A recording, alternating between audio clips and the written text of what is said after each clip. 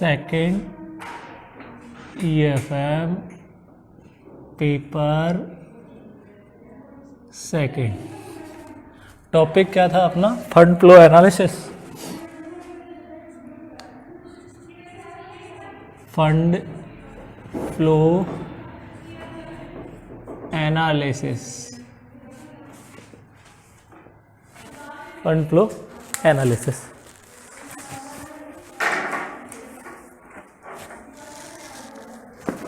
देखिए 13 तक कंप्लीट थे। क्वेश्चन नंबर 14, प्रश्न संख्या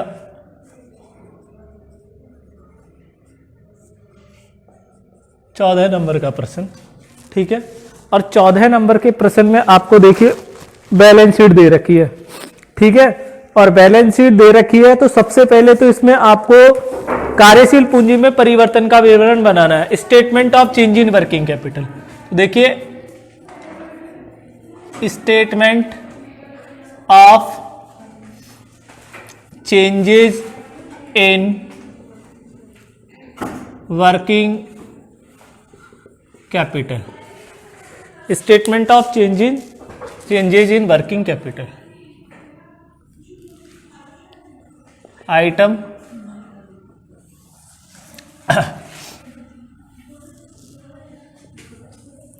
2015,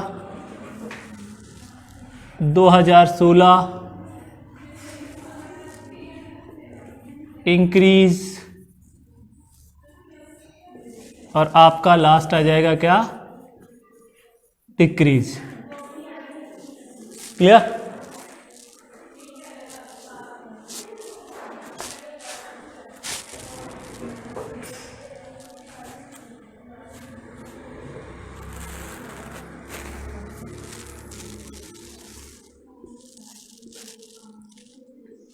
ठीक है।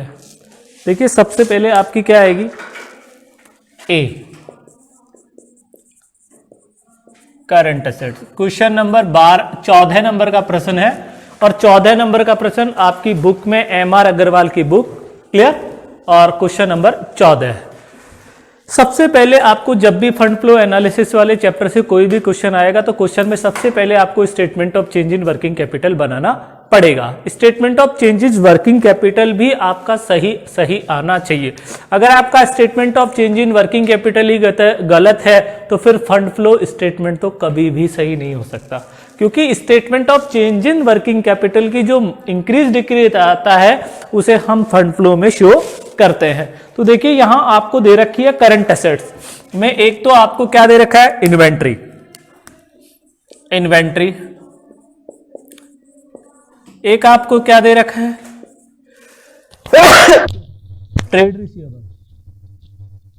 Trade receivables, clear. और एक आपको दे रखा है cash and cash equivalent. Cash and cash equivalents. देखिए इन्वेंट्री की मत बोलिए, लेकिन इन्वेंट्री दे रखी है 2 लाख, और यहां पे दे रखा है 1,80,000। तो डिक्रीज आपका देखिए कितना हो जाएगा? 20,000 डिक्रीज हो गया ये। फिर इसके बाद ट्रेड रिसीवेबल बुक में आपको दे रखा है 1,20,000 और 1,40,000। तो ये 1,20,000 में से 1,40,000 गए तो कितने बचे? 20,000 आपका क्या हो गया? इंक्रीज हो गया। और कैश एंड कैश इक्विवेलेंट आपका यहां पर 90,000 है, और ये आपको कितना दे रखा है? 60,000 दे रखा है। तो ये डिक्रीज कितने का हो गया? 30,000 का। टोटल कर दीजिए, टोटल ए ये 4,10,000 और 3,80,000। अब देखिए आपकी B equal to current liabilities, ठीक है। प्रश्न संख्या 14 का आंसर कर रहा हूं, और करंट लायबिलिटीज में आपको प्रश्न में दे रखी है एक तो ट्रेड पेएबल्स, और एक आपको दे रखी है अदर करंट लायबिलिटीज, देखिए ट्रेड पेबल्स कितनी दे रखी है आपको 1,50,000 और ये आपको 1,40,000 दे रखी है। तो देखिए ये डिक्रीज हो रहा है, क्लियर। तो इसे लिखेंगे किसमें, इंक्रीज में 10,000। उसके बाद देखिए अदर करंट लायबिलिटीज आपको दे रखी है 75,000 और 90,000, ठीक। तो ये फिर इंक्रीज हो रहा है तो इसे डिक्रीज में लिखेंगे कितना, 15,000। तो इस प्रकार से आपका statement of change in working capital पहला फॉर्मेट हो जाएगा। इसमें देखिए आपकी बी, और ये आ गया आपका 2,25,000 और ये आ गया आपका 2,30,000। अब देखिए वर्किंग कैपिटल करेंगे, working capital A minus B. देखिए ए इधर 4,10,000 था, इधर 2,25,000। 4,10,000 में से 2,25,000 गए तो 1,85,000 और 3,80,000 में से 2,30,000 गए तो आपका 1.5 लाख, क्लियर। अब देखिए वर्किंग कैपिटल इंक्रीज, ये 1,85 था और ये 1,50 है, ये इधर ज्यादा है इधर कम है, तो इसका मतलब डिक्रीज इन वर्किंग कैपिटल।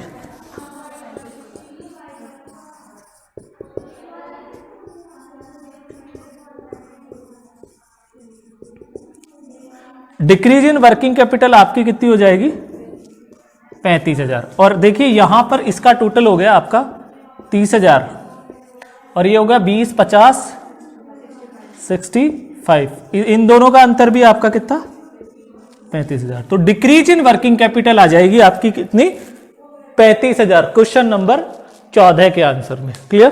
तो ये तो आपका क्लियर है, ये तो आपका फाइनल आंसर। देखिए डिक्रीज इन वर्किंग कैपिटल 35,000 आ रहा है। अब देखिए यहां पर ये तो आपका क्या हो गया, statement of change in working capital हो गया। अब देखिए आपका इसके बाद क्या,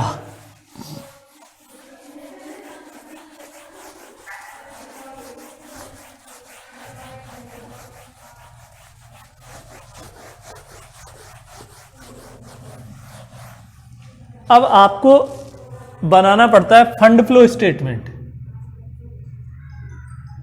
फंड्स,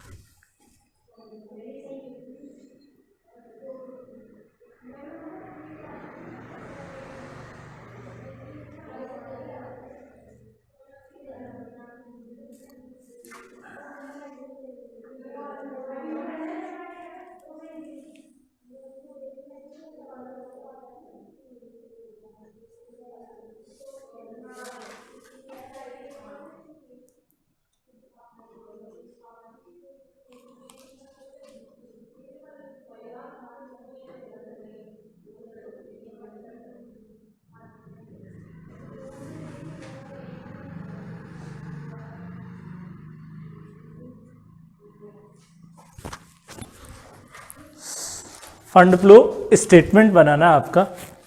देखिए फंड्स फ्लो स्टेटमेंट,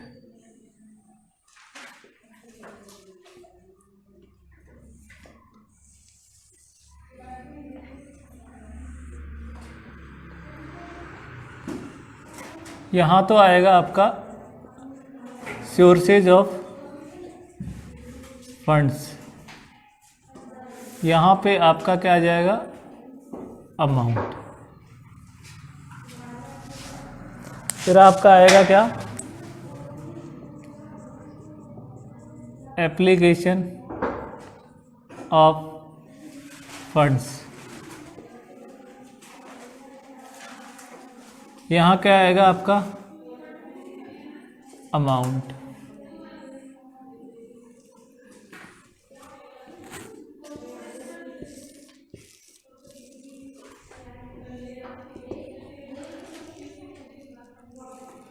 एक आपका क्या बनेगा, adjusted profit and loss account.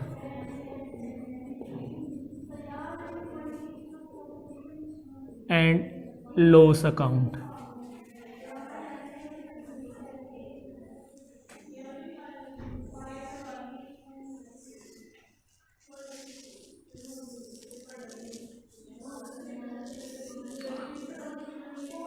Adjusted profit and loss account, इधर आपका आ जाएगा डीआर और इधर आपका आ जाएगा क्या, सीआर। ठीक है, अब देखिए इसमें पहले statement of change in working capital, फिर आपका फंड फ्लो, और यहां से ये वर्किंग नोट होगा एडजस्टेड प्रॉफिट एंड लॉस, फिर आपको जो भी है अकाउंट वगैरह जो भी बनाने हैं वो अकाउंट वगैरह आपके आ जाएंगे। क्लियर हो गई बात। अब देखिए इसमें सबसे पहले हम क्या करते हैं, जब भी हम फंड फ्लो स्टेटमेंट के पर्संस को हल करते हैं क्वेश्चंस को, तो सबसे पहले हम जो भी एडिशनल इंफॉर्मेशन होती है उनका ट्रीटमेंट किया जाता है। तो पहली एडिशनल इंफॉर्मेशन क्वेश्चन में देखिए, अतिरिक्त सूचनाएं, वर्ष में अधिमान अंशों का 10% प्रीमियम पर शोधन किया। तो देखिए मैं आपको यहां पर बना देता हूं एक preference share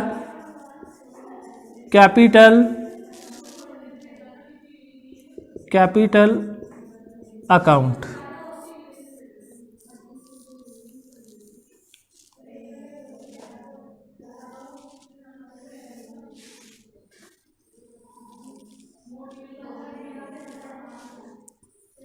preference share capital account. देखिए प्रेफरेंस शेयर कैपिटल अकाउंट आपका कैसे, किस प्रकार से बनेगा। पहली additional information,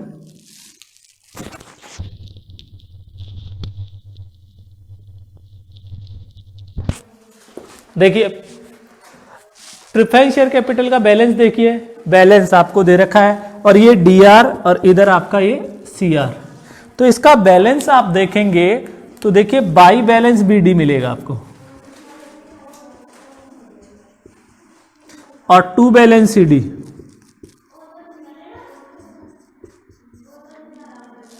by balance BD दे रखा है, प्रेफरेंस शेयर कैपिटल देखिए नोट टू अकाउंट में दे रखा है नीचे, equity share capital, preference share capital 3 lakh, BD 3 lakh है,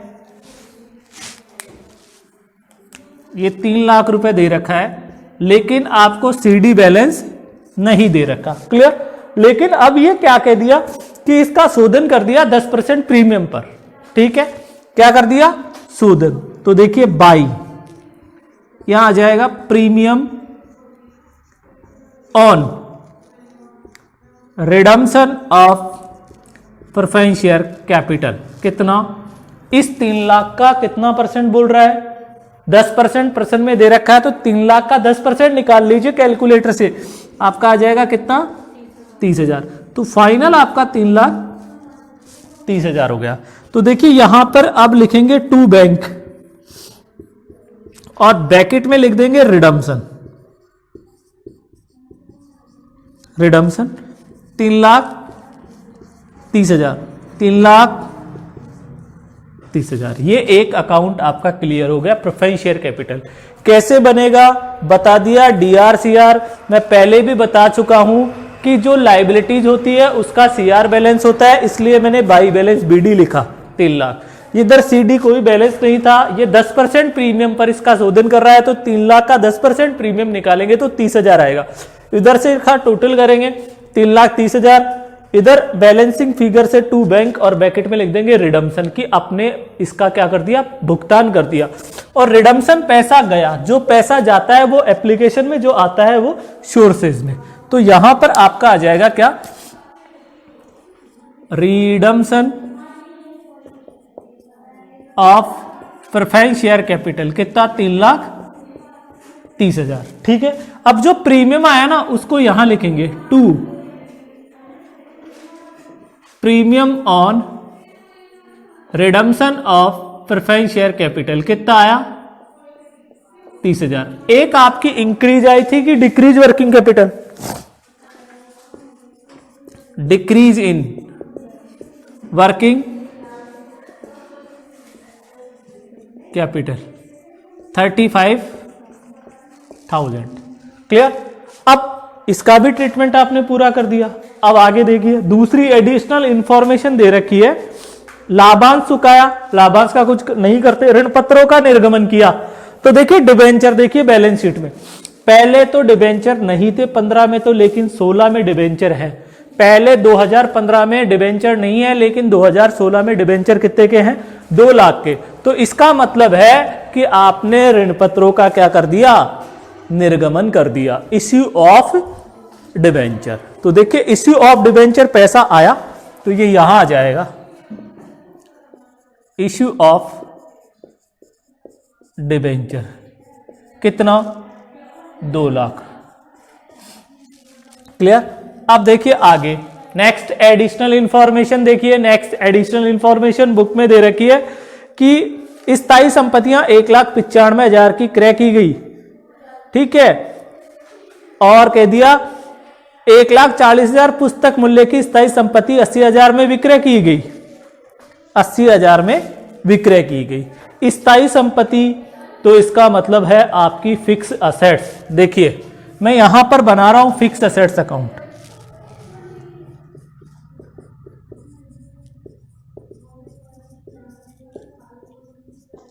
वही डेबिट बैलेंस, वही क्रेडिट बैलेंस।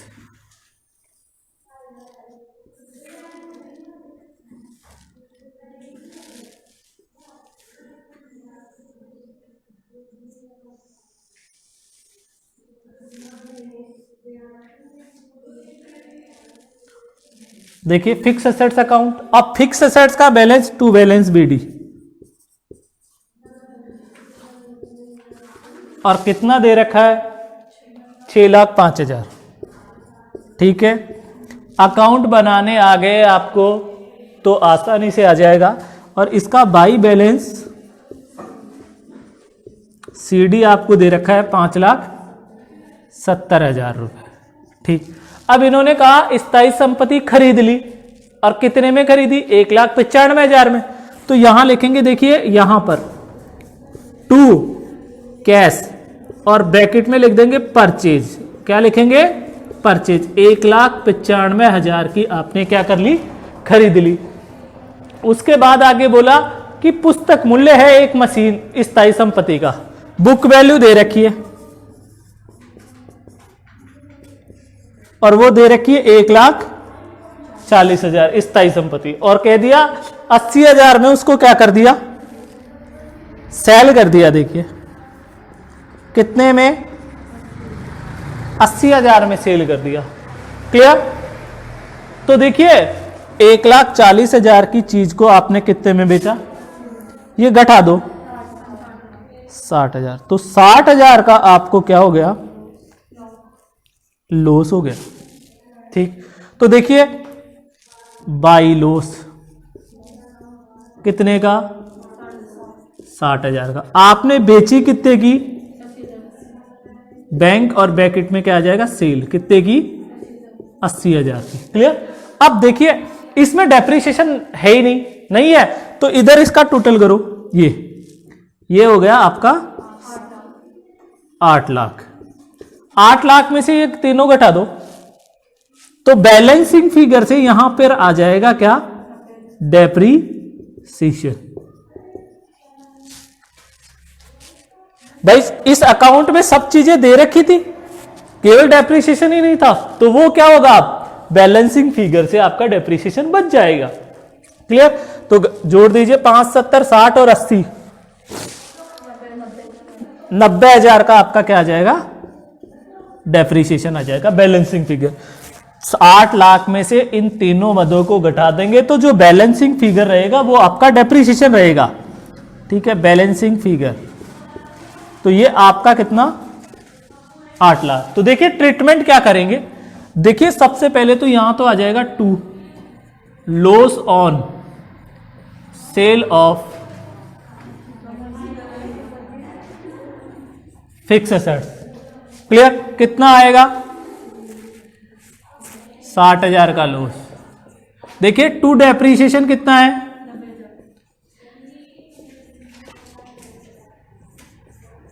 90,000, ठीक। इसका ट्रीटमेंट हो गया। देखिए यहां पर आएगी आपकी सेल ऑफ फिक्स एसेट्स, और वो कितने की है? 80,000। आपने परचेज कर ली 1,95,000 की।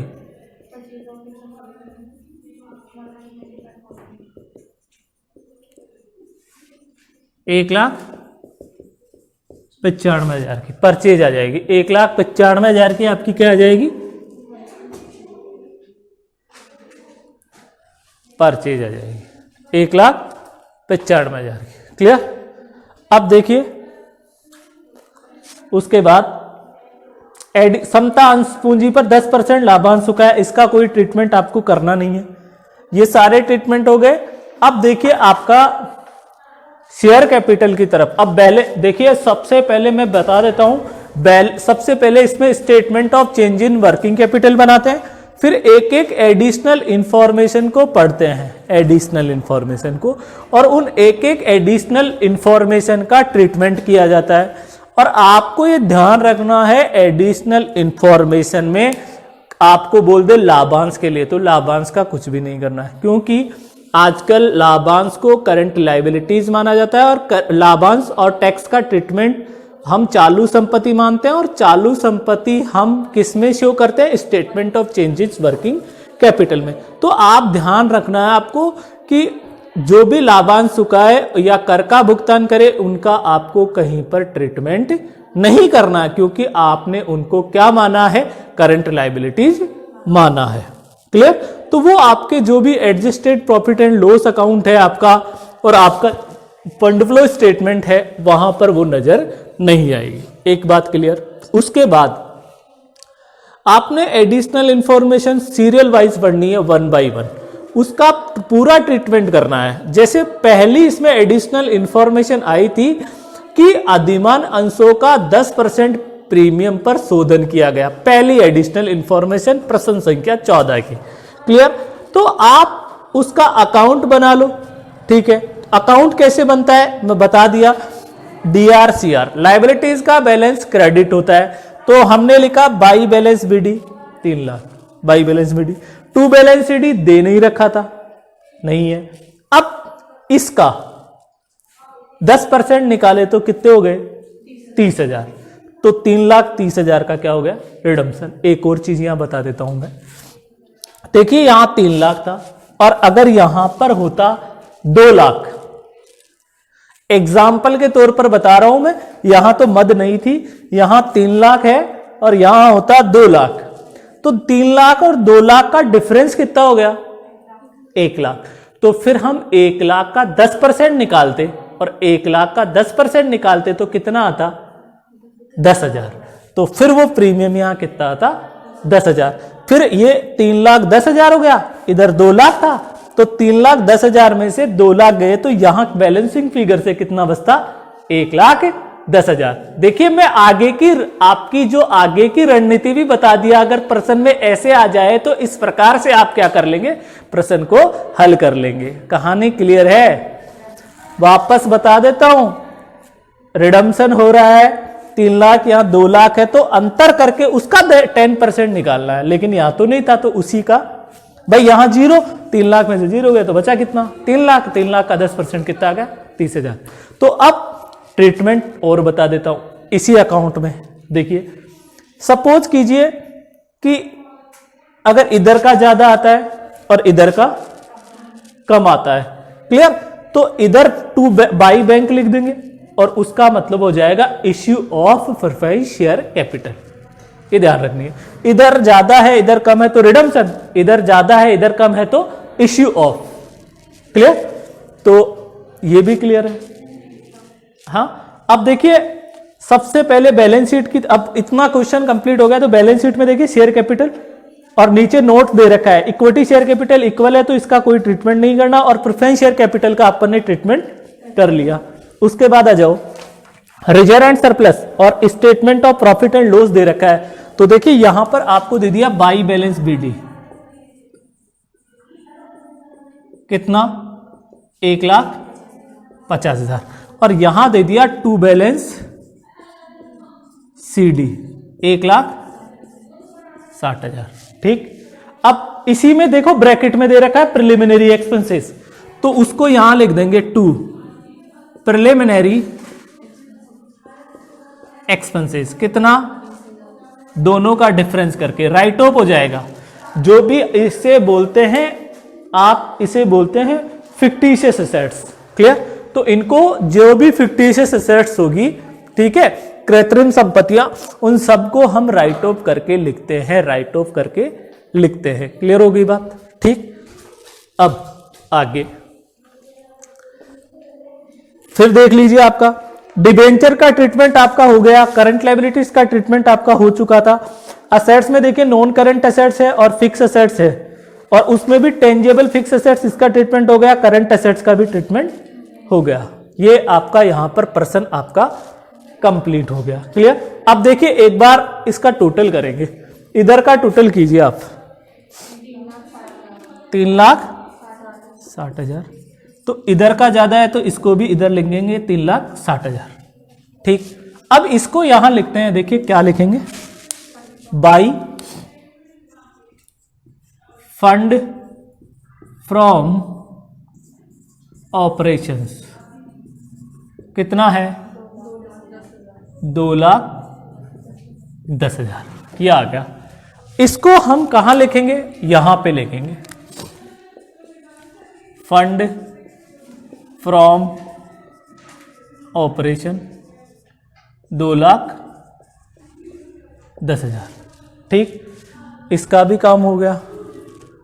अब इसका टोटल करेंगे, इसका टोटल करेंगे तो 5,25,000, इसका भी टोटल 5,25,000। मैं बार बार जो भी पर्सन करा रहा हूं उनमें एक बात बोल रहा हूं मैं, कि चाहे सोर्सेज ऑफ फंड हो, चाहे एप्लीकेशन ऑफ फंड हो, दोनों का टोटल बराबर आएगा तो आपका प्रश्न सही होगा।